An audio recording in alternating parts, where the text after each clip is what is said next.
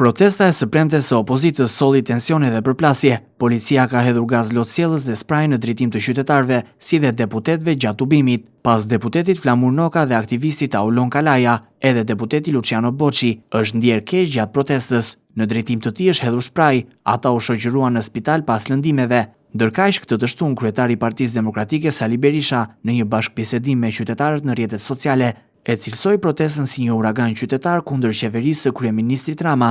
Në deklaratën e tij, Berisha ka dënuar dhunën që u ushtruan ndaj protestuesve dhe deputetëve të opozitës, duke akuzuar forcat e rendit për përdorim të tepruar force dhe trajtim çnjerëzor gjatë ndërhyrjes në tubim, si dhe shoqërimeve në komisariate.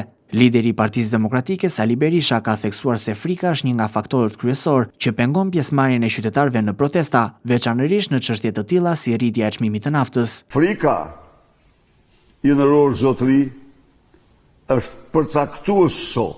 Farmacisti nuk del në protest sepse të nesërmen se hap dot farmacin. Noterit i hiqet licenca. U bë një protestë e shoqërisë civile, e thirrur nga njerëz të gazetarë të nderuar, pa interesa partjake. U bë për çmimin e naftës, kush doli, i dashur mik, 10 qytetarë. Jo sa ata nuk kanë problem naftën, por problem kanë frikën qytetarët. Berisha artikuloi kërkesën për bashkëpunim me opozitën dhe të forcave të tjera të shoqërisë civile. Do bëjmë gjithçka për të bashkuar me forcat tjera politike opozitare. Dhe unë prapë sot u bëj thirrje atyre. Është koha të veprojmë së bashku. I bëj thirrje shoqërisë civile, ju bëj thirrje intelektualëve. Dilni nga konformizmi juaj.